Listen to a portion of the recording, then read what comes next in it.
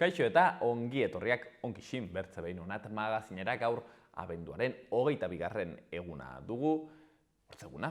Eta bi elkarrizketa izanen ditugu. Lehenik eta behin, Josu Jimenez Maia izanen dugu hemen, hitzen asperenak bere azkeneko poesia liburua aurkezten eta bertan zer egin duen azaltzeko. Eta bigarren elkarrizketan, Idurre Eskisabel izanen dugu, bera Euskalgintzaren Kontseiluko idazkari nagusi berria dugu, eta berarekin solastuko gara, aldaketa horretaz bera, baino baita ere Euskararen legearen inguruan 36 urte betetzen dituelako eta haiek bertze eragile batzuekin batera aldarrikatzen ari dutelako, Nafarroan Euskarak ofiziala izan behar duela. Gai, sakon hoietan arituko gara, eta guztia baino lehen, has gaitezen betiko edukiekin. Lehenik eta behin, efemerideak. 1822ko abenduaren 22an, Beronako Kongresuak San Luisen 100.000 semeak Espainiara bidaltzea erabaki zuen. 1918an, Brest-Litovsk itunaren arabera, Errusiak bertan behera utzi zuen Alemaniarekin zuen gerra. 1978an, Juan Carlos Borboikoa Espainiako errege izendatu zuten, Juan Carlos lehenengoa izenpean. Eta 2006ko abenduaren 22an, Alexander Litvinenko, Ana Politovskaiaren erailketa ikertzen zebilen KGB-ko espioi ohia, gai nuklearrak erabilita hil zuten. Ikus dezagun ere aste honetako agenda kulturala. Hortzegunean, txosaioa, Ekin Ezapiain eta Xabat Ilarregiren eskutik atxaldeko 6etan izanen da, berriro ere, Iruñazar AEK Euskaltegian. Horretaz gain, Kikimilu, Animaliak eta Zu, Ipuin kontalaria, Musas eta Fusasen eskutik izanen dugu, atxaldeko 6etan, Zibibox, Jus Larrotxan. Eta Biziraun Erromeria, Terminal Tabernan Euskal Jaia dela eta atxaldeko 7etatik aitzinera. Hortziralean, sortu zure Gabonetako postala, lettering saioa, Gabonetako postala sortzeko.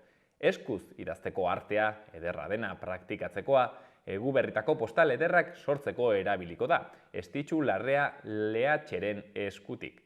Plazaldean goizeko 10:30 12:00.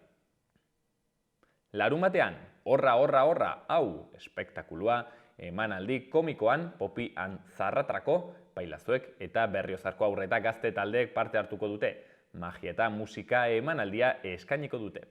Berriozarko kulturgunean goizeko 12:00 izanen da.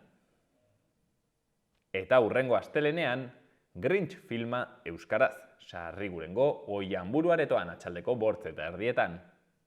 Eta Ezusteko filma eskainiko da ere atxaldeko 6etan, Burlatako kulturretxean sarrera doan leku kopurua bete arte.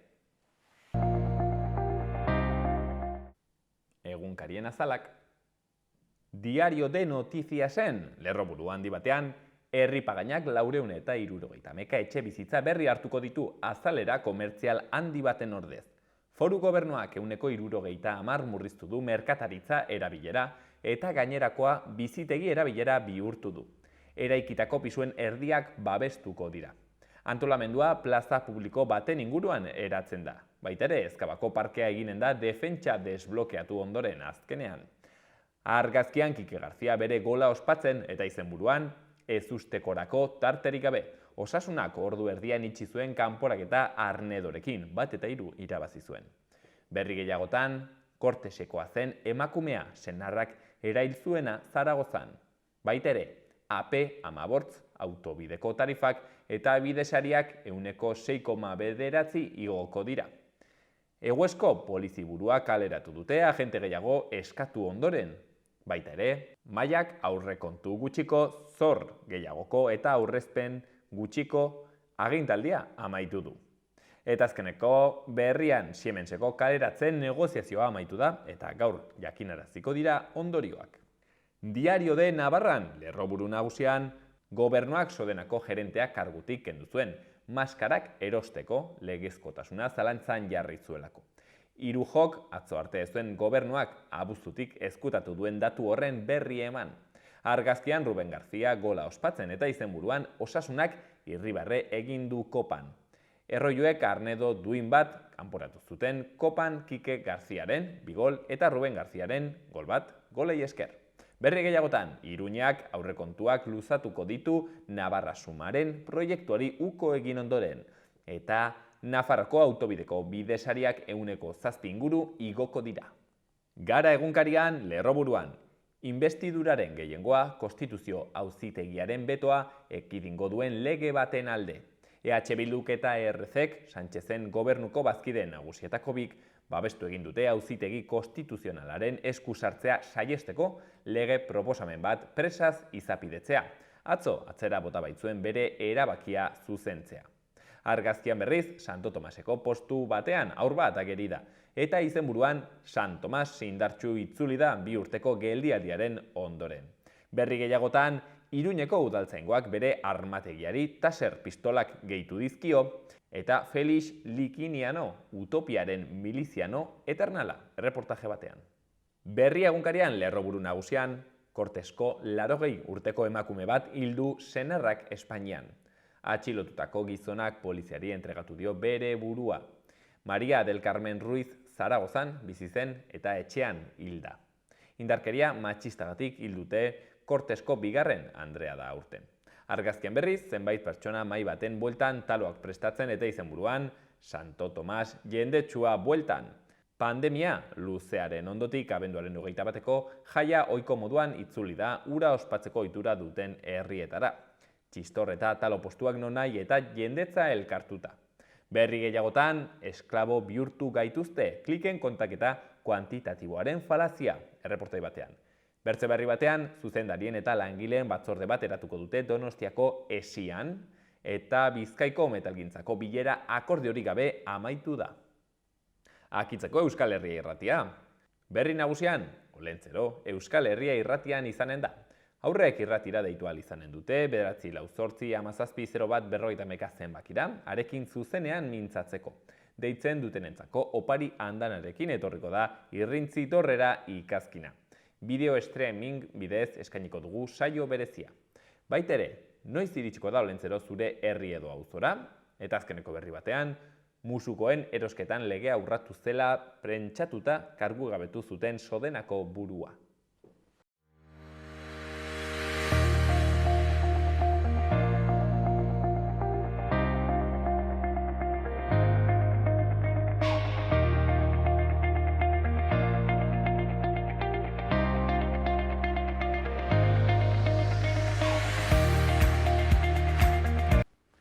Garai bereziak bizitzen ditugu, ez bairik gabe, dela pandemiagatik, dela Ukrainako gerragatik, bertze 11 konturengatik, badirutik orain etorkizuna ez dela izango uste genuena, pixketor ari dela apurtzen, kezken garai bat bizitzen ari dugu, asperenen garai bat eta asperen hoiei ere, hitzak jartzea garrantzizkoa izaten da, ez dakit asmo hoiekin edo bertzerako asmoekin, edo zein kasutan Josu Jimenez Maiak lehen errandugun moduan, hementxen kaleratu du bere aurtengo 2. liburua, hitzen asperenak, hemen bere poesia lan hau, eta izuzen ere, gaur arratsaldean berarekin egonen gara, honetaz, bertaz, eta inbertze kontutaz solasean, hementxen alboan dugun Josu Jimenez Maiarekin. Atxaldeon, Josu. Atxaldeon, bai. Mil esker gurean egoteagatik. Bueno, Josu, zui hitzua, idazlu Mari Jarraiki kaleratu zenuen aurten, hemen egon zinen, hemen egon ginen, gainera liburu horretaz gustora solasean, orain 2.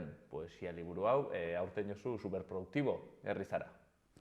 Nik uste dut, gertatu dela ez soilik niri, ez bada jende askori, pandemia garaian, etxeraldiarekin batera, jende honitzek izan genuen aukera, bururatu gabe genituen hainbat proiekturi ekiteko eta bururaino eramateko, ez? Eta orduan, ene ustez, ez da kasualidadea izan, aurten badagoela kultur mailako estanda eder bat, liburu haunitz kaleratu dira, eta eskuartean daukago liburu hori horren adibidea da. Maiatz argitaletxeko Luzien Etxezarretaren proposamen bati erantzuna emanez sortu den liburua da, pandemia baino lehen proposatu zian biltzeko poemak eta gero pandemiaren ondorioz eta ondoren atzeratu den liburua izan da, eta oai atera berri da. Orain atera berri, baina horreten zenuen, bazirela aspalditik burutan edo zegoen kontu bat zela, aspaldiko poemak ere biltzen dira hemen? Azkeneko 4 edo 5 urte hauetako poemak. Lehenago batzuk Maiatz aldizkarian bertan argitara emanak, Hatxaren poesia aldizkarian ere, eta gero bertzean hitz berriak. Kasu honetan ere bai, zu hitsuan bezala zure kuadernoan bildutako poema. Bai, eta ez dute hona ekarri, baina bai, ene lan egiteko modua da, ez? Haunitzetan, lehenbizi igual kaier batean bildutako ideiak edo bertsolerroak edo bertsolerroren ideiak biltzen dire, eta gero, ene ustez, importantea da idaztea eskuz. Eta ikustea hitzak nola doazen, ikustea nola sartzen diren belarritik, batez ere poesia delarik, eta ene ustez, poesia batez ere belarriarekin idazten da, ez? Musika delakoz, edo musikatik gertuen dagoen idazkuntza mota delako, eta kasu honetan hala gertatu da. Lehenago pantailan edo ordenadorean idatzia itzin, bertsio bat baino gehiago eskuz idatzirik egin dut. Hitzen asperenak, liburua hauxen, liburu melankoniatsua da, beraz? Baditu asperenak sortzen dituzten hainbat egoeraren isla, badituzte poema batzuk asperen baten ondorioz sortuak edo asperena sortzen dutenak, baina era berean ikusten dut ironia asko topatuko dela irakurleak,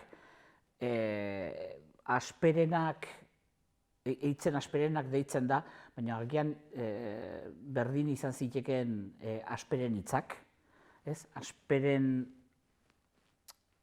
datorkigu burura ikusita egoera ekonomikoa, Berriozarren bertan familia batzuek pairatzen duten kinka ikusita, eta zer esanik ez, pandemiaren ondorioz galdu ditugulako lagunak, eta orduan asperena askotan datorkigu burura, eta nik asperen horiek bihurtu nahi izan ditut poema. Hala ere, lehen erranduan bezala, beti ere ironia puntu batekin, eta esperantzari leihoa irekirik, eta zergatik ez, irribarre bat sortuz, bai. Josu, asperena zer da? Zer dago zenuke dela asperena? Zer tortzen zaizu burura bintzat horrekin? Nik uste dut, hitzaren ezintasunaren ondorioa dela, ez? Haunitzetan, hitzekin ez dakigu nola adirazi, eta orduan burura, ahora datorkigu asperen bat, ez? Eta nik egin dudara izan da kontrako ariketa, ez? Asperen hoiek nolabait hitz bihurtu eta poema bihurtu. Bai? Asperen hitzak, beraz.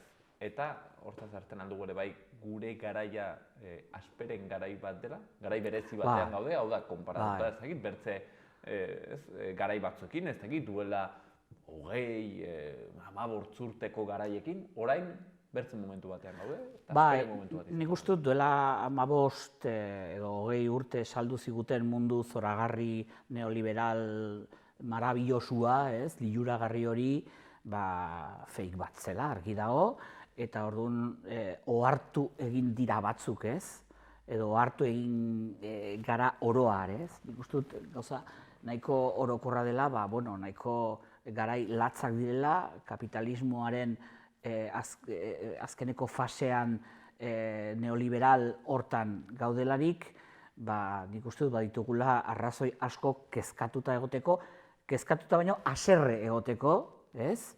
Eta nik uste dut poemaren batean esaten dudanean, kezkatuta egoteko baino protesta egiteko beharko genuke, ez? Protestarako garaiak, beraz. Baina ustez bai, 1000 arrazoi daude, sekula baino gehiago, bai. Asperen garaiak, hitzen asperenak, hortzen hitzak jarrita kezka guziei, erratatzen zara Josu, kezkak baino, igual, protestarako momentuak, hori izaten delako diferentzia, ez? Gauza bat da kexa, eta bertzea da kexa antolatua, aldarrikapenera pasatzen garenean, protestara. Bai, eta gauza bada asperen egitea, eta beste gauza bada asperen hori hitz bihurtuta, ez? Literatur artefaktu bat sortzea, eta hitzarekin jolastuz, bestela adirazi ezin daitezken kontuak idaztea. Beraz, Josu, norbait liburu hontara hurbiltzen bada, gai sozialak aurkituko ditu? Ez, nik uste dut gai sozialak ere bai, ez, baina ene ustez ez da, ene asmoa ez da izan inondik ere ez poesia soziala etiketapean kokatu liteken liburu bat idaztea. Bakizu horretatzen den, etiketekin engainagarriak direla, ez? Eta orduan nire nintzateke ausartuko etiketa hori jartzen nire liburuari. Nik uste dut irakurleak aurkituko dituela bizipenak. Eta errealitatea bera den bezalako errealitate gazi gozoa, ez? Eta baditugula 1000 arrazoi egoteko alai, baina baita ere badugu 1000 arrazoi erne goait ibiltzeko sartzen dizkiguten ziriak ez dizazkiguten, eta hartoski erantzuteko 1000 arrazoi ere badugu. Formari dagokionez, Josu, ez dakite poemaik, bera olerkiak forma itxi baduten, bertso librean idatziak dauden? Bai, nik maite ditut jaikuak, bai? Eta jaikoa bada japoniar erako artefaktu poetiko txiki bat, 5-7 silabaz osatua, erdian hutsune bat daukatelarik, normalean 2 erreferentzia talka egiten dute jaiku batean, baina, erronka bada hori naturatik edandako sentsazio bat transmititzeko erronka bada sartzea 5-7 horretan, baina haunitzetan, batez ere gure kulturan, badugu ohitura narratiboagoak izateko, ez? Eta badugu ohitura metaforak sartzeko, hiperboleak sartzeko, eta askotan jaiku batean ez duzut denborarik edo ez duzut lekurik sartzeko, ez? Eta orduan, badira naturari buruzko poema batzuk, igual jaiku izan zitezkenak, baina jaikua gelditzen zitzaidan motz, ez? Eta orduan, badira naturari buruzko, baina ez soilik naturari buruzkoak, gero bizipenak daude eta nik uste dut oso ez da olako poema bilduma melankoliotxua, ez dakit, Turok egingo luken bezala hor Walden izeneko laku batean galduta eta neure buruarekin ez, olakorik ez dago. Ere ez zelako gaur egun bizitzen duguna, ez? Hemen Berriozarren bizi garenean, hemen plastikozko landare bat erran nahi dut hoxen, ez da Walden gure ingurua. Hala da, hemen ez dugu olako lakurik norbere txola eraikitzeko, bizi behar gara egokitu zaigun garaian eta dagokigun tokian, eta nik uste dut tokian tokiko poesia ere badela, ez? Hor hitzen asperenak izeneko liburuan dagoena. Eta Nafarroan gaitzardi, tokiak makurragoak hemen, mintzat badugu nora eskapatu, bastan, aski toki ederra, bisitatu nahi baduzue. Errimari dagokionez, badago, errima? Ez, nik bertso librea baliatu dut, aurkituko ditu irakurleak aliterazioak, hitz joku haunitz, baina errima ez, badakite, adibidez, Aistian Arkaizkanok atera duela Pozaren erdia izeneko liburu batean sonektoz osatua, italiar moldeko poesia hortan, guztiz txalogarria, baina nik bestelako formak baliatzen ditut.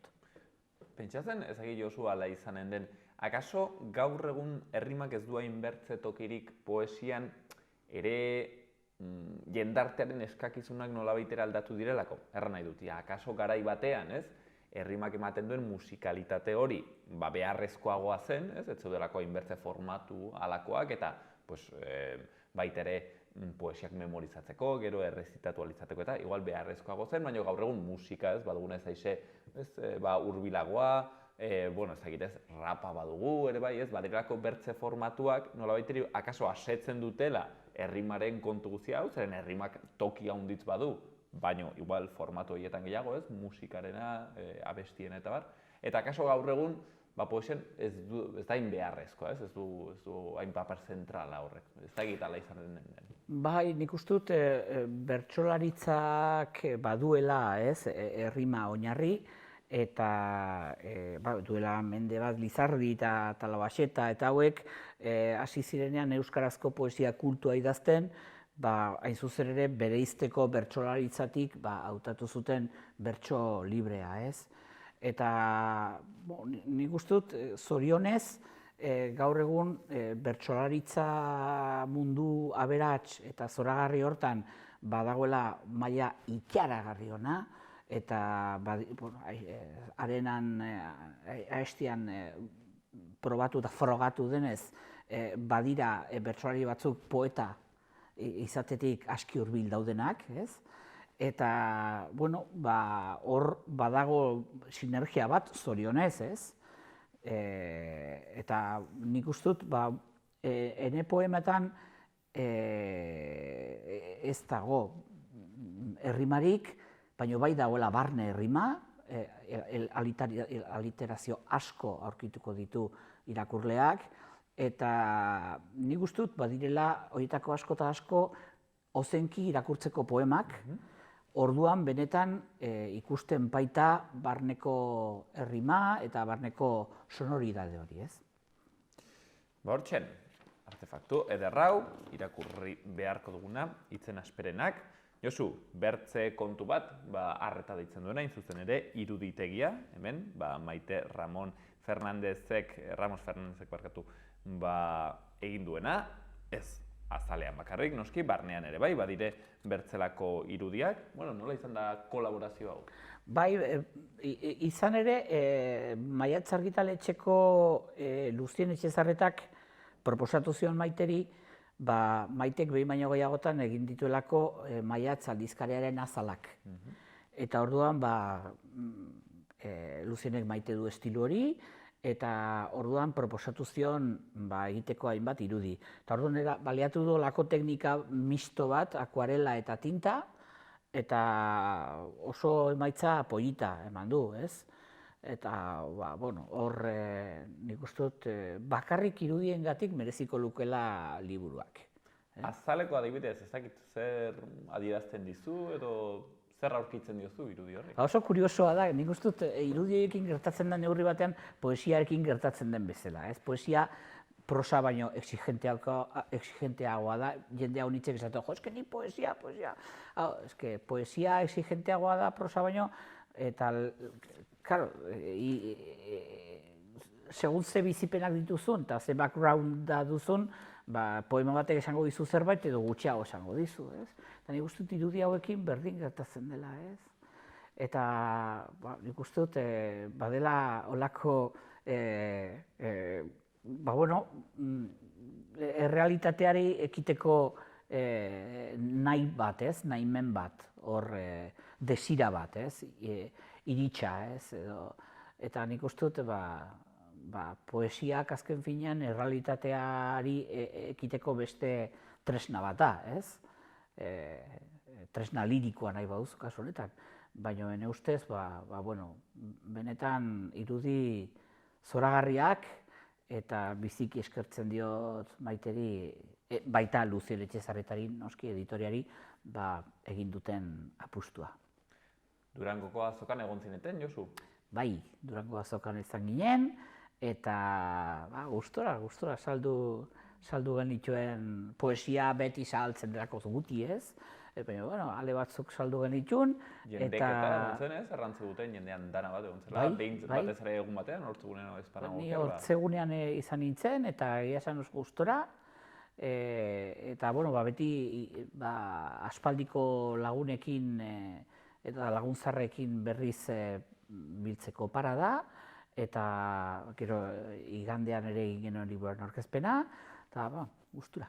Gainera ez da bakarrik noixen, ez? Publikoarekin elkartzeko toki bat, baizik eta artistak ere bai, zuen artean egoteko parada on bat da, ez? Bai, niri gokitu zitzaidan Maiatzen saltokian egotea Xipri Arbelbide izeneko idazle batekin, ez? Eletarra, iparraldeko idazle zahar bat, apaiza ere badena, baina badu sekulako bizitza luzea, oparoa, ez? Argeliako gerlan ibilia, ez?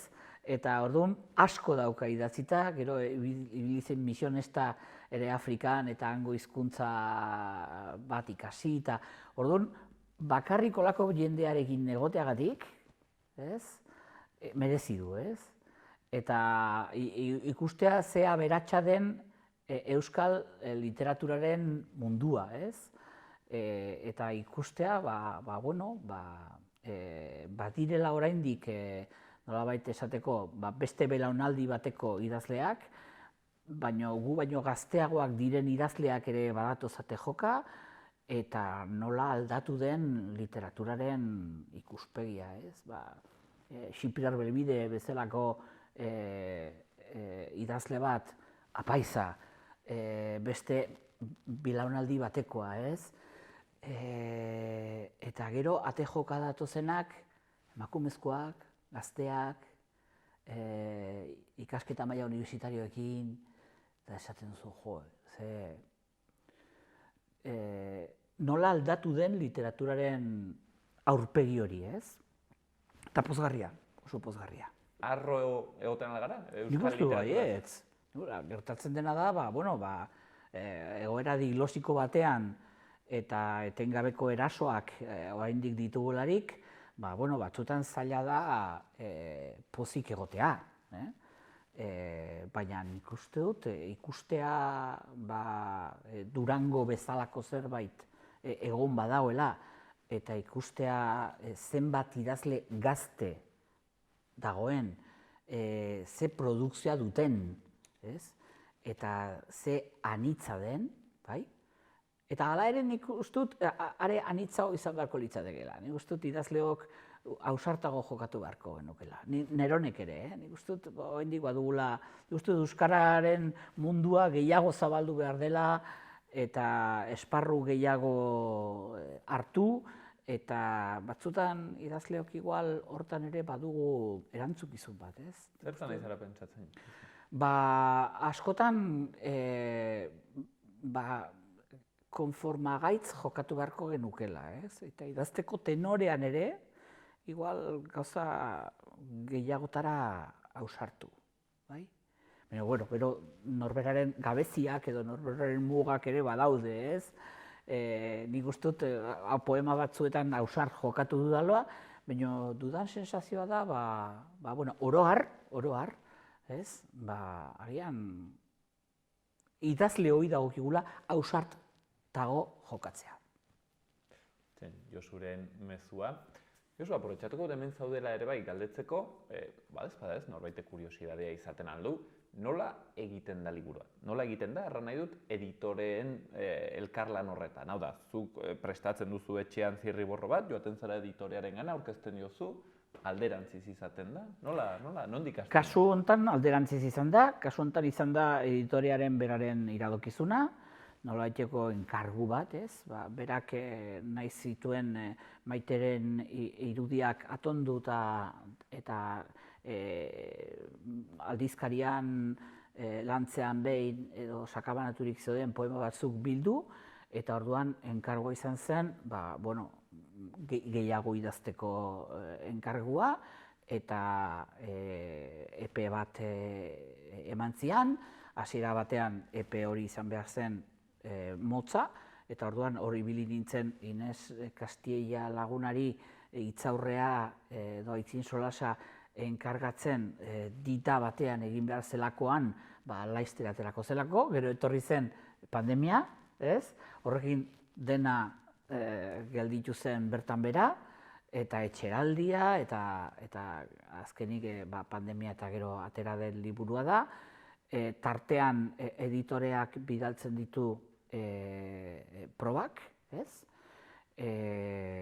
nik olakoetan nahiago dut beste norbaitek egitea zuzenketa, alegia neronek haunitzetan egin behar izan ditu zuzenketak beste idazle batzuen liburuak, baina niri gertatzen zaidana da poema bat azkenik hainbestetan ikusten duzu, hainbestetan azkenik akatsak ez dituzula ikusten.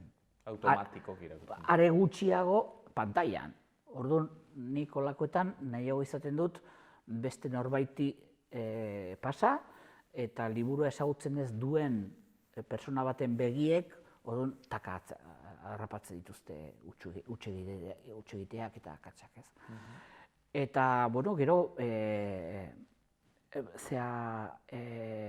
irudiekin ere gora beraren bat egon zen, orduan Maitek ere iradokizunen bat edo beste eman zuen, aldatzeko irudiren bat eta hola, eta gero egia esan ez da gora bera handirik egon. Inesek Nafarroateneoko Euskal Eleduna den Ines Castillak egin zuen hitzaurrean, ene ustez oso txukuna, eta ez da egon gora bera handirik liburu honekin. Beste batzutan gertatzen da, nolabait bukatutzat eman nahi duzu liburu bat, ailegatzen zaizu argitaletxearen PDF-a, eta batean taka ikusten duzu, igual akats bat, eta esatuz, nola ez diot lehenago erreparatu, Eta hor batzutan bueltaka hortan. Bueltaka hortan, eta bersio bat, eta beste bersio bat, eta bai. Batzutan hori izaten da. Eta bertze batzutan ere, hasteko prozesuan, egiten alduzu zuk zirriborroa eta aurkeztu argitaletxe bati. Nola baitere ez baduzu batez ere, rekorrido bat edo? Bai. Hor badira argitaletxe batzuk badutenak urte sasoi konkretu bat idazlana jasotzeko tenorea, eta gero badira beste batzuk urte osoan zehar jasotzen dituztenak iradokizunak eta lanak, eta nik uste dut hor editorearen lana oso importantea da. Ene ustez, badakit beste lagun batzuek ez dutela horrela jokatzen, ene ustez editoreak jakin behar du nola atera, noiz atera, eta pentsatuz irakurlearengan, hartzailearengan, erabaki batzuk hartu behar ditu. Badakit idazle batzuek nahiago izaten dutela prozesu oso kontrolatu, baina ene irudikoz ez da ona edo ez da komenigarria. Nik uste dut editoreak erabaki batzuk hartu behar dituela. Eta erabaki importanteak dira. Formatuari dagozkionak, letratipoari dagozkionak, ene ustez oso formatu txukuna da Maiatzek baliatzen duena. Eta haunitzetan idazleak nahi izaten du prozesua hasieratik bukaerarainoko prozesuaren atal oro kontrolatu. Eta ulertzen dut, baina ene ustez bereizi beharko litzateke idazlearen lana eta editorearen lana. Eta editorea ez da bakarrik idazle baten lana jasotzen duen bitartekari bat inprimategiarekiko, baizik liburuari etekin handien ateratzeko erabaki batzuk hartu behar dituen eragile importante bat. editorearen figura, ondizetan eskutuan egoten dena, guk ez dugu ezagutzen hain bertze, batez ere idazketaren munduan ez gauden pertsonek, baina hortzen figura importantea, beti hor eskerretan egoten da, nahiz eta Josuk erraten duen moduan, idazle batzuk izaten dituzten ez, beren gatazkak ere figura horrekin. Josu, bukatze aldera galdetu nahi nizun, liburu hau nolabait irakurtzea gomendatzen duzu, erran nahi dut, jartzen naiz ni atxalde batean eta irakurtzen ditut, irakurtzen dut liburu erdia, hartzen dugu gau batez eta poematxo bat, urrengo gauean bertze poematxo bat. Nik uste dut liburu hau irakurri behar dela banaka. Banaka edo ezin dela irentsi osorik. Ene ustez, gainera, poema batek edo poema batzuek eskatzen dute behin baino gehiagotan irakurriak izatea. Orduan nik esango nuke badela liburu bat tarteka irakurtzeko, izateko gertu eta noizbehinka begiratzeko eta irakurtzeko. Baina ez takada batez dena irenstiz. Bueno, Josu, hemen zaudela, probestuko dugu eskatzeko, ongi duritzen zaizu, olerkitxoren bat irakurtzeko, ez dakit, egiten aldik guztun, plazer hori, kata txiki bat, jakiteko zer aurkitzen aldugun liburutxo honetan. Ados, agian lehen aipatu dugunaren hildotik, ez, barneko musikalidadea eta urteak joan, urteak etorri. Urteak ez datoz, ez doaz. Berez ez datoz inondik, eta ez doaz inora. Norberaren bizkarrean pilatzen dira, elkarren gainean meta bat eginda. Urte batek, beste bati jarraiki. Bizitzaren katebegiak urtetik urtera pisutsuagoak, baina oro bat zarrago eta zurrago bilakatuta. Ordurako deusestatzen ez zaituenak, urteen poderioz sendoago bihurtzen zaitu. Izan ere, olerkarientzat ez dago ez arorik, ez garairik. Papera eta idazluma baino ez. Telezaborraren erresuman. Hortzen, asperen bati jarritako hitzak, hauxen, poema hoietako bat, eta hortzen bertzea maika, ez dakit ez dizu galdetu zen bat olerki dauden liburuan, egongo dire... 60 bat. 60 bat. Bai. Hortzen, urteak joan, urteak etorri. Bueno, kata txiki honekin, dastaketa txiki horrekin utziko dugu. Gaurkoan Josu Jimenez Maiarekin izan dugun elkarrizketa txau, erraten genuen bezala, hitzen asperenak, liburu hori atera duena, gaur aurten gainera karrikaratutako bigarrena, Zui Hitsuarekin batera. Josu, aurten ja descansatu beharko da. Bai. Aurtengoak eginak. Aurtengoak eginak. Mila esker honet.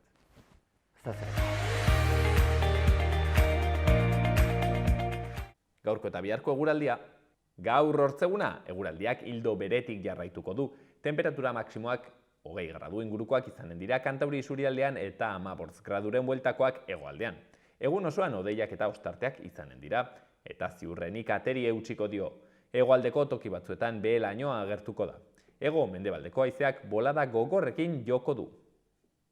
Eta hortziralean hego haizeak ez du etenik izanen, hego mendebaldetik joko du eta harro ibiliko da. Batez ere egunaren lehen zatian.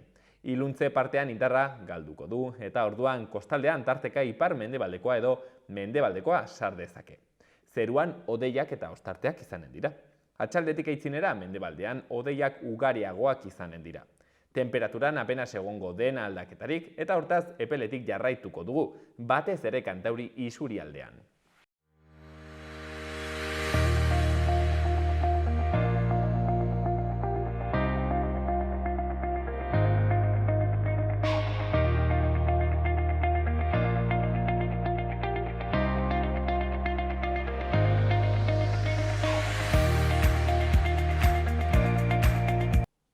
Duela egun batzuk bildu ziren hainbat eragile, Nafar euskalgintzan aritzen direnak hain zuzen ere, Euskararen Nafarko legearen 36.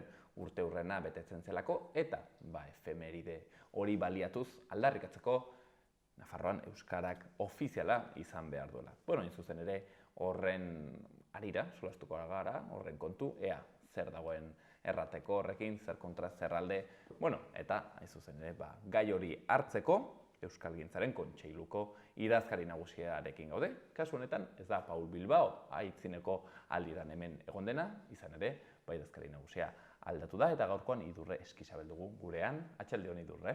Arratsaldeon zuei ere. Mila esker gurean egoteagatik. Bueno, Idurre, lehenik eta behin hori aldatu da, idazkari nagusia, ez dakit marroia da, ilusio sartzen da, nola da kontu hau? Ez, marroitzat baneuka ez nuke hartuko. Ardura da, esan nahi dute, ardura da, eta lana da, eta erantzukizuna da. Baina, bueno, niretzako ilusioa eta gogoa esango nuke sortzen didala, hizkuntzen auzia eta euskararen bizi berritzea oso arlo garrantzitsuak direlako niretzako, eta gaina iruditzen zaidalako gizarte eraldaketan edo gure jendarte hau eta orokorrean mundua askorik, dagoen bezala askorik gustatze etzaigunontzat, hizkuntzen arloa lan egiteko eta aldaketa horretan eragiteko momentu honetan oso gune interesgarria dela. Beraz, marroia ez, ardura eta erantzunkizuna bai. Ardura sartu da. Idurre, pentsatut hemen behin baino gehiagotan egonen zarela, hemendik aitzinera, berez merezi du momentutxo bat hartzea aurkezteko. Nor da Idurre Eskizabel?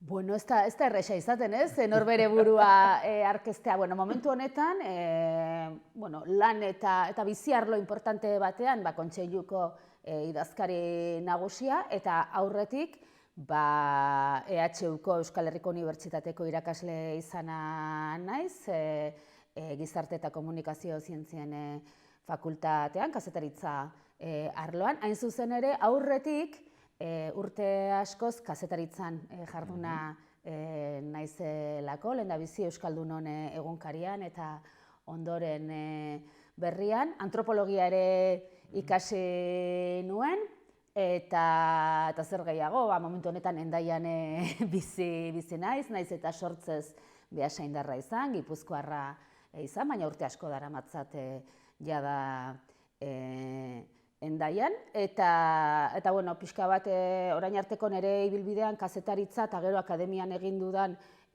ibilbide horretan, nolabait nire ikerketa gaiak oso lotuta egon direla hizkuntzen auziari, soziolinguistikari, euskararen bizi berritzeari, eta soziolinguistikak edo hizkuntzen auziak eraldaketa sozialeko beste prozesu eta borrokekin dauzkan harremanei buruz, eta bereziki feminismoarekin eta genero harremanekin nola uztartzen den hori. Euskarak, baliatuko dut hemen zodela gara egiteko, Euskarak balio du, nola erran, punta de lanza bezala, erraten dena, gero horren atzetik bertzerako balioak eta aldarrikatzeko, adibidez Herribera aldera joaten gara euskeraren aldarrikin, eta gero horren aritik, eramaten ditugu bertze balio batzuk ere bai, feminismoarenak edo... Edo alderantziz. Edo alderantziz. Edo alderantziz. Ez dakit, eraldaketa edo inkluso emantzipazio sozialeko prozesuetan, nik gaur egun ez dakit, esan nahi dut, ez dakit bat lehenesten, eta ez dakit gainera komeni den lehenestea, orokorrean. Esan nahi dut gero, bakoitzak daukan ibilbidearekin, jendartean bizi duen posizioarekin, ziur aski bat lehenetsiko zaio, ez? Baina guztien aurtean bat esatea hau da importantena, niri gaur egun, eta ez dakit, 20. mende guztian, gertatu denarekin eta teorizatu denarekin eta aurrera eraman diren praktika soziopolitikoekin bat lehenestekoa dela esatea, ez dakit, zaila egiten zait. Baina bai, behar dela prozesu horien guztien halako saretze bat, bakoitzak bere tokitik, eta nolabait irekita egon eta konplizitateak bilatu besteengan, ez? Eta gainera, ulertuz. Ulertuz zein diren bakoitzak bizi dituen nolabait menderatze mekanismoak, norbera menderatzen dutenak, baina baita ere, noiz eta nola den bakoitza ere, sare konplexu horretan menderatzaile, ez? Ze batzutan gerta dakiguke, ez? Eta Euskaldunoi nik uste maiz gertatzen zaigula, ez? Hiztun gisa bazterketa egoera baten egotea, baina behar bada hiztunak ere askotarikoak gara, eta bat egon daiteke sexu-genero sistemagatik posizio indartsuago batean, euskal hiztuna ez den beste batekiko, edo ez garelako arrazializatuak, edo ekonomikoki daukagun posizioa daukagulako. Hau da, sareak konplexuak dira, ez? Baina horregatik, bakoitzak berea ikustean, nik uste dut izan behar duela abiaburua besteena ikusteko gai izateko. Orduan, nik uste dut hizkuntzena importantea dela nolabait ikuspegi horretan kokatzea. Hizkuntza gatazka, hizkuntza auzia, euskararen bizi berritzea, horrek nolabait bizikidetzan, jendarteko bizikidetza egoki batean daukan garrantzia ikustea. Baina egia da, bai iruditzen zaidala, nolabait, konposizio orokor horretan, batzuetan koste egiten zaigula gaur egun, euskal gizarteari begira jarrita, batzuetan koste egiten zaigula ohartzea hizkuntzen auziak zer nolako pisua eta indarra izan dezaken baita ere eraldaketa prozesu horietan, ez? Bueno, gai aski interesgarria, horretzen, ez? Borroka ezberdinak nola uztartzen diren eta nola arilkatzen aldituen horiek adibidez euskerak edo nola eragiten duen, nola baldintzatzen dituen borroka horiek. Bueno, izanen dugu segurazki aitzinago horretaz eztabaidatzeko, akaso monografiko bat egiteko aukera idurrekin, edo zein kasutan, idurre Eskixabel, erraten genuen moduan, Kontseiluko idazkari nagusia, hementxe gure Berriozarko, Iruñerriko eta Bidasoako publikoari aurkezten. Beraz, ongi etorria idurre, eta zuzenean, sartuko gara tokatzen zitzaigun gai horretan, erraten genuen moduan, 36 urte betetzen direlako, euskararen lege horretaz, eta nolabaiteren martxan jarri duzue kanpaina bat eskatzeko euskararen ofizialtasuna ere Nafarroan. Ez dakit, modu laburtu batean errateko, nola eragiten digu gaur egun lege honek, ez? Zertan, ez, gure egunerokoan Nafarrei eragiten digu. Nik uste dut, azkenean lege horren funtsa edo mamia zonifikazioa esaten zaion hori dela, ezta? Hau da, Nafarren artean nolabaiteko desberdinkeria bat sortzea, hizkuntze eskubidei dagokienez, bakoitzaren jaioterri edo bizitokiaren arabera, ez? Kuriosoa da, ez?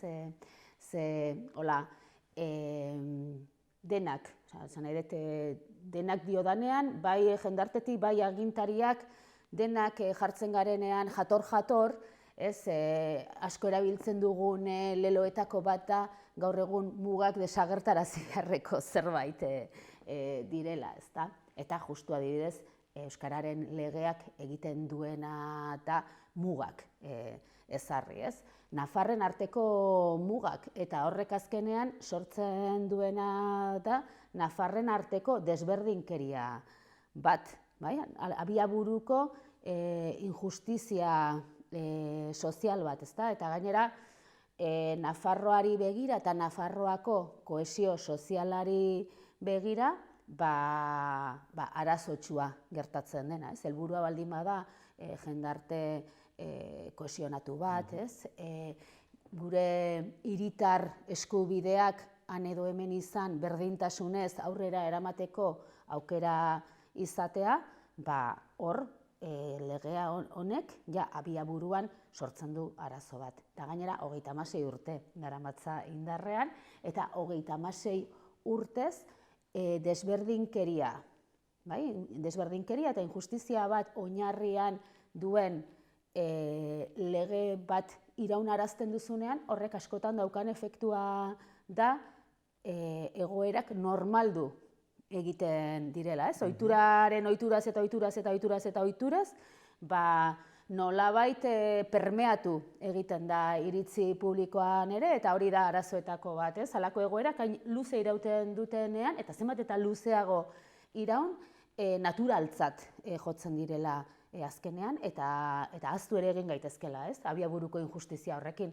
Horrexegatik zen importantea, ez? Abenduaren 15-eko agerraldi hori, hain zuzen ere, esateko, 36 urte pasa dira, urte asko dira, baina ezin dugu ahaztu eta hau aldatu egin behar da.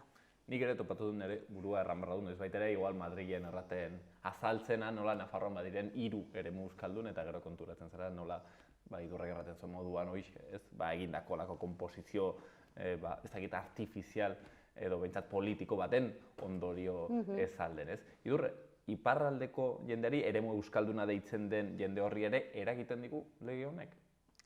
Nik uste dut baietz, etzarete, ez? Erreserba batekoak. Batzuk uste dute baietz, Bai, eta ez daukazu ezertan erreserba batean bizi. Esan nahi dut, zuen bizitza Nafarroa osoan egiteko eskubidea behar duzu, ez? Gainera, esango nuke alde batetik praktikoki eragiten, eguneroko bizitzan eta eguneroko bizitzako hainbat alorretan eragin dezakeela eta diezazuekela, ez dakit, Nafarroan zehar mugitzen zaretenean lanpostuen gaia sortzen denean, ez? Administrazio publikoko lanpostuen gaia eta bar zer esanik ez, baina gero nik uste dut, eta hor lenguari lotuko nioke ez, bada beste arrisku bat ere ez, eta erreserbarena aipatu dizut eta zuk erantzun diazu ez, batzutan ala da, edo ala sentitzen dugu, edo, ez? Iparraldeko basa horiek. Hori da, iparraldeko basa horiek, eta azkenean norberaren izatean eta norberaren autopertzepzioan eta autopertzepzio horren ondorioz aurrera eramaten ditugun ekintza praktika sozial guztietan hori sinestuta egotea, ez? Erreserbarena eta beste lekuren batera goazenean, pentsatzea ez dagokigula, ez? Basak garela eta eremu zibilizatuagoak daudela. Basaren aipatu didazu, eta ez nuke utzi nahi referentzia egin gabe, bentsa eskuartean daukadalako Ibai Atutxaren liburu bat, orantxe irakurtzen ari naiz, baina izenburu zehatza ez zait burura etortzen txalapartak argitaratua. Iratzar Fundazioarena? Barkatu? Bai, hori da, bai. Eta oso ondo deskribatzen du hain zuzen ere, Euskaldunok eta Euskara bera, Euskara korpus moduan Euskaldun izateko ezinbestekoa delako, nolabait gure gan eragiten duen menderakuntza mekanismo nagusia barbarizazioa. Barbarizazioa dela, ezta? Halako konfigurazio bat gu basak garela ez garela aski zibilizatuak, eta orduan ez daukagula mundu moderno eta zibilizatu honetan hor ondo eta taxuz egokitzeko nolabait gazteleratik edo iparraldekoen kasuan, ari naiz Lapurdi Baxena Farta Xuberoakoen kasuan, kasu honetan frantsesetik pasa behar dutela, ez? Eta zonifikazioak esango nuke gaina pentsaera hori indartu egiten duela. Berriro ere, erreserbaren ikuspegitik, ez? Partikularidade bat hor mendiartean galduta gelditu dena. Beraz, legeak berak legislatzen duen horretatik harago, eta hori ere oso importantea da, ez? Eguneroko bizitzarako traba batzuk ezartzen dituelako euskal hiztunentzat eta euskaraz ardazten garenontzat. Baina hortaz aparte gure pentsamentuan eta gugan, ez? Eta gure gorputzetan azkenean zer eragiten duen, ezta? Pirineotako barbaro hoiek, beraz, herriberara hurbildu nahian, izan ere, hoixen izaten da, herriberako kexa hoietako bat, ez? Inbaditu nahi digute, inposatu nahi digute euskera, ezta? Lehenik eta behin, euskera ofiziala egingo balitz, honek nola eragingo luke herriberan, ez dakit, ez? Handizek pentsatzen dute, bueno, bizitza ez dakit erabat aldatuko dela eta euskaraz iaia hitz egitera behartuak egongo direla, ez dakit nola eragingo dio tuterako norbaiti ofiziala egitea. Bueno, hasteko nik uste dut tuteran ere badirela euskaldunak.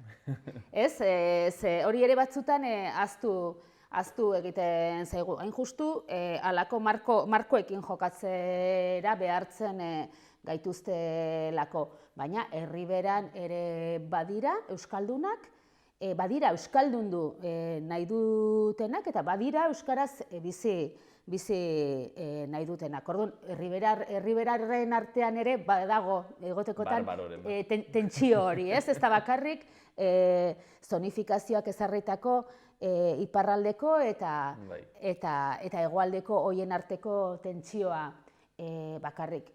Eta ofizialtasunak dakarrena da berdintasuna. Berdintasun eremu bat ezartzea, ezta? Nolabait, euskal hiztunentzat eta gaztelera hiztunentzat. Ez? Nolabaiteko elkarbizitzarako gune aproposago bat sortzea. Ez da inorrenganako inposiziorik, bestela goazen autonomi erkidegora, Araba, Bizkai eta Gipuzkoara, ez da han bada jende gehiena, oraindik ere bere bizitza gazteleraz egiten duena, eroso asko egiten duena eta trabarik gabe egiten duena, ezta? Orduan nik uste dut, ulertzen ditut beldurrak, ze ez dira pasa alperrik 36 urte gutxienez eta aurretik beste hainbeste eta gehiago eta gehiago, ez? Ze mendetako isuria da, ez? Pentsamentu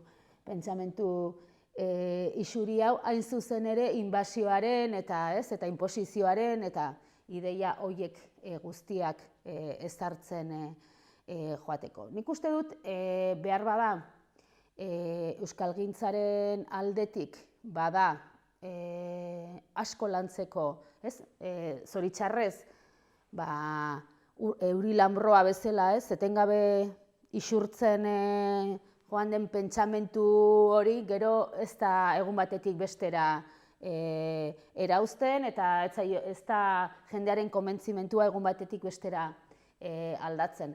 Eta hor badago lanketa handi bat egiteko, eta importantea da egitea, bai? Hau guztia azaltzen joatea. Eta hori da, zoritxarrez, azken 36 urtetan marko hori, pentsamentu marko hori, are eta gehiago indartu da, ez? Legearen, beraren ondorioz. Eta zenbat eta gehiago luzatu, are eta gehiago indartuko da. Ze hori da beste efektuetako bat, ez? 36 urte pasa dira indartzeko balio du, pentsamentu marko bat indartzeko baita ere, eta zenbat eta gehiago uzten diogun, orduan eta gehiago indartuko da. Zenbat eta naturalagoa. Hori da, ez? Hala da, beti hala izan da, ez?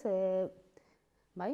Eta orduan, gainera, nolabait, euskaltzaleontzako gero eta ariketa zailagoa bihurtzen da, eta gero eta energia gehiago behar ditugu gure argumentarioak, nolabait astintzen eta zabaltzen, nolabait naturaltze hori, pentsamentuaren naturaltze hori gero eta gehiago indartu eta gotortzen den heinean.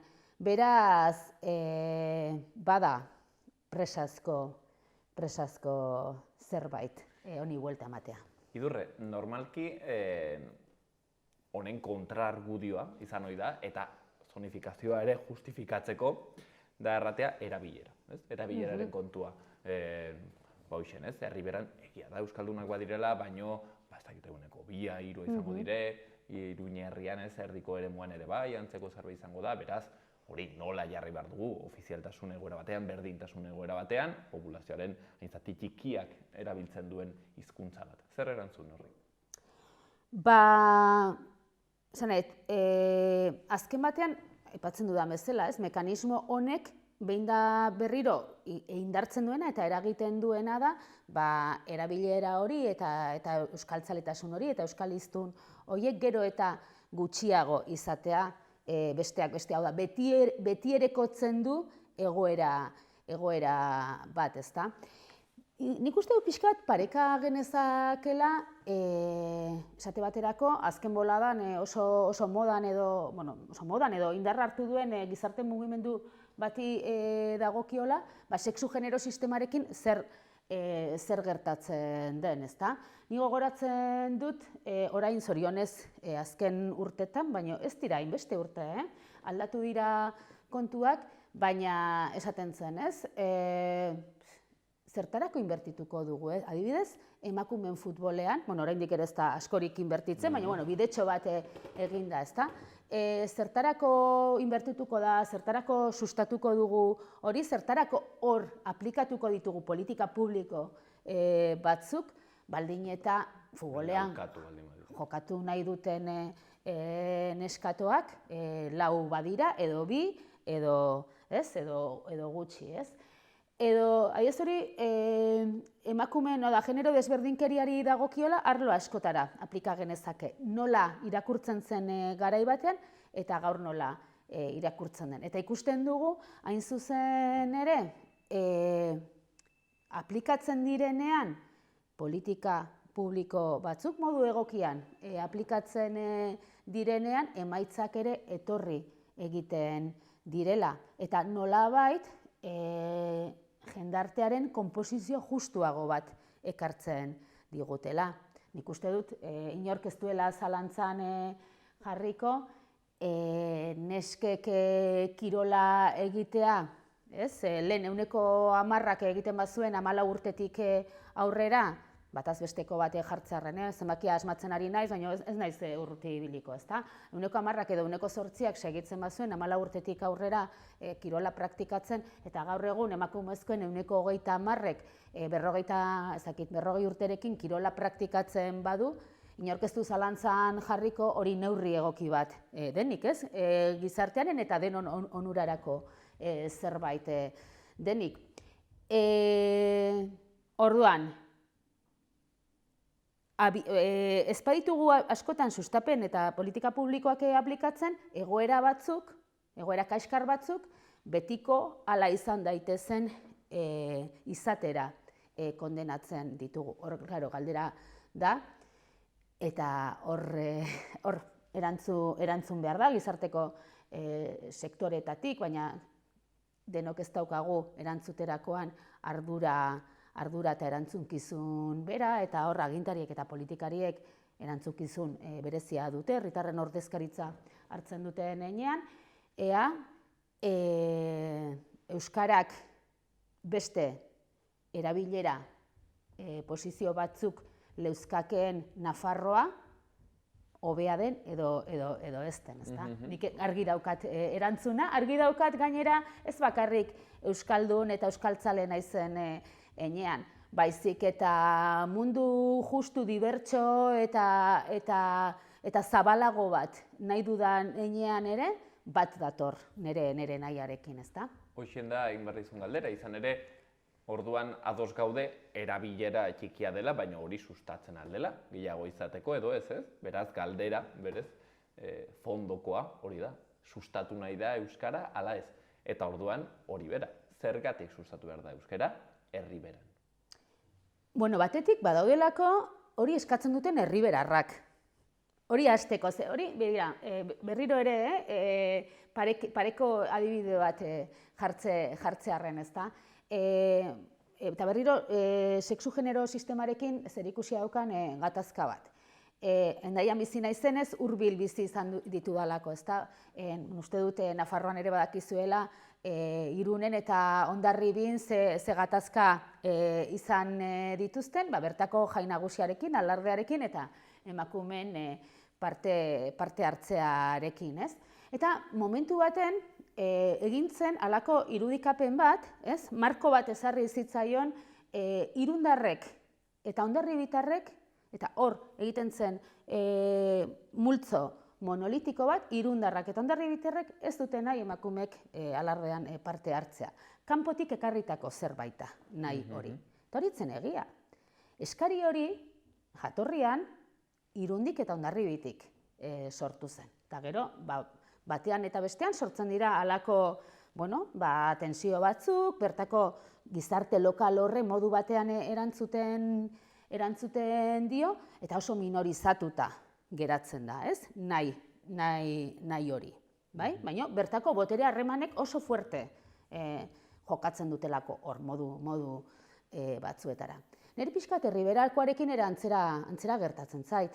Herriberan badira euskaltzaleak, euskaldunak, eta haiengandik ere badator eskaera, ez da baztandik inor jun esatera, zuek euskaraz egin behar duzue. Beraz, abiaburuko nahia hor dago, gero beste gauza bat da, hor sortzen den gatazka horretan, ze hizkuntzen gainean, eta hizkuntza diferenteak elkar bizi direnean leku batean, eta irauteko borondatea dutenean gatazkak sortzen dira beti, beste gauza bada, hoiei zirtenbide ematen zaien, gatazka egoera horretan, Nafarroan asko lotzen dena, gatazka politiko izendatu den horrekin, ezta? Niretzako hizkuntzen auziare oso politikoa delako diot, ezta? Baina, Nafarroak norekin lerratu, Espainiako estatuan zelekua, badakigu denok zertaz ari garen, ezta? Orduan, gatazka horretan guztian, mekanismo batzuk jarri dira indarrean, eta jarri den mekanismoetako bat da, sinestaraztea beste guztioi, ez dagoela herriberan. Euskaldunik eta euskaltzalerik eta bestelako herribera bat nahi duenik, eta lesakatik eta baztandik zoaztela, ez? Esatera euskaldunak izan behar duzue. Hori da, dagoen, nire ustez, arazoetako bat. Eta egia esaten badizut, ze galdetu didazun, ahaztu egin zait. Bai, ez, eta erantzun duzu, hoixen bera, zergatik sustatu zergatik esan behar diagun. Batetik haiek nahi dutelako, edo haietako hainbatek nahi dutelako, ezta? Orduan, eta bestetik,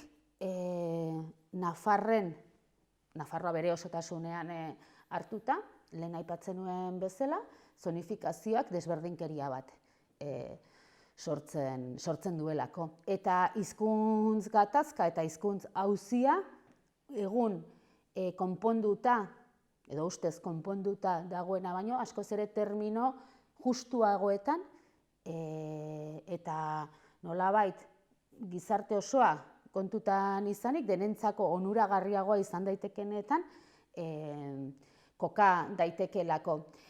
Eta diote guztientzako onuragarria, eta lehen aipatzen nuen, aurreko galderaren bati erantzunez, azken batean hizkuntzen auzia eta hizkuntza gutxituen alde egitea mundu hobe baten alde egitea dela. Eta nik uste dut hori ere presente eduki behar dugula, ezta? Ze, esango nuke gaur egun inor gutx kalera aterako bagina eta zuek aterako zarete, ez? Batzutan inkestak eta hola egitera.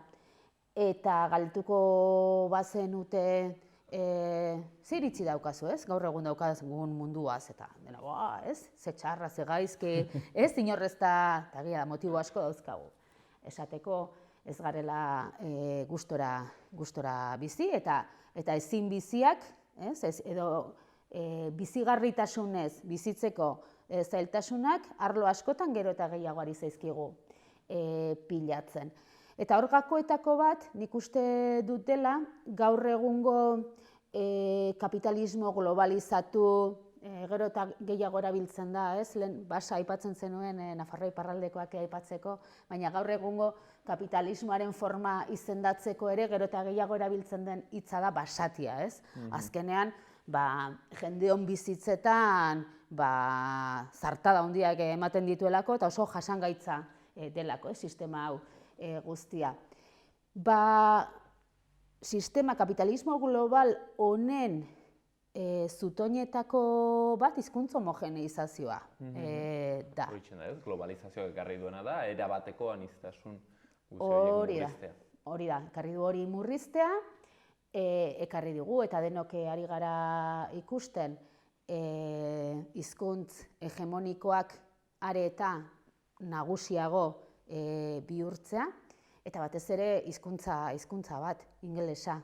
Bai, beste guztien gainetik, pentsa, ja Frantziako gobernuak, gainera hortan oso bereziki babestaileak dira frantsesarekin, baina espainiarrak ere ari dira zerbait ikasten eta neurriak hartzen hasi dira, ez? Beren buruak inglesetik babesteko kuota sistemak ezartzen eta bar, orduan, gure auzo estatuetako hizkuntza handi horiek halako neurriak hartzen badituzte, guk, jokalekua dezente zailagoa. Baina honek zer dauka txarra, ze batek esan lezake jo igual, ez? Gizateria konpontzen dugu, hola, ez? Denok asko hobeto ulertuko gara.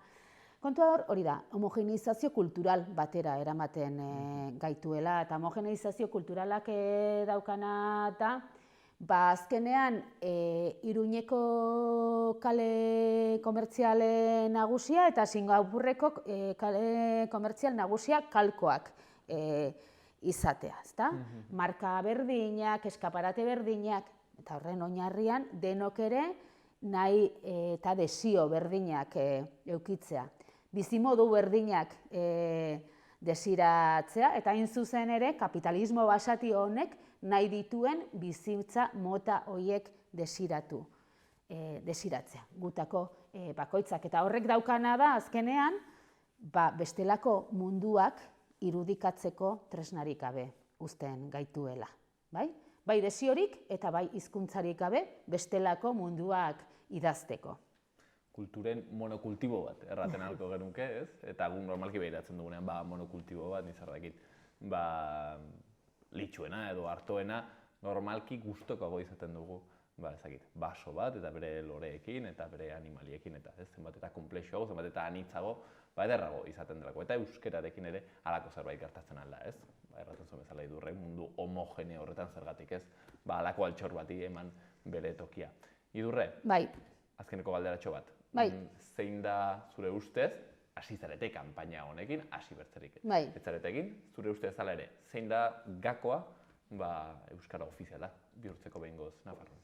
Niretzako gakoetako bat da ohartaraztea, ondo azaltzea Nafarroako gizarteari, Nafarroako herritarrei, Nafarroako gizarte eragileei, auzi hau ez dela bakarrik euskaldunena eta euskaltzaleena, ezta? Baizik eta Nafarren herritar eskubideei dagokien zerbait dela, eta azken erantzun honetan azaltzen nuenaren ildotik baita ere lotzen dela justizia sozialarekin, kohesio sozialarekin, mundu hobeago bat edo mundu desberdin bat irudikatzeko behar ditugun tresnekin, beste eraldaketa sozialeko prozesu guztiekin, ezta?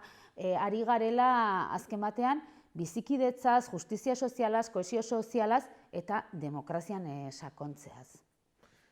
Justizia, hizkuntza berdintasuna eta hizkuntza kohesioa, horiek aldarrikatzen dituzte kontseilutik, bertze 350 eragile ingururekin batera, hasten dire kanpaina honekin, horre ere hauteskundeak daude maiatzan, ea 36 urteren ondotik euskara ofiziala bihurtzen den, euskararen herria den Nafarroa horretan. Idurre, gaurko hemen utziko dugu. Eskerrik asko. Zure denbora honetan. Eskerrik asko.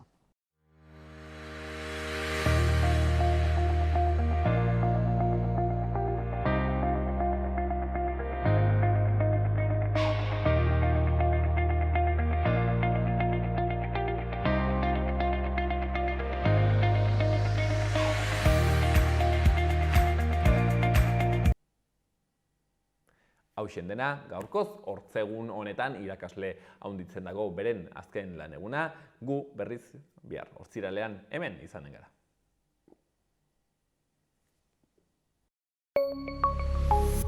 Gobierno de Navarra. Nafarroako Gobernua.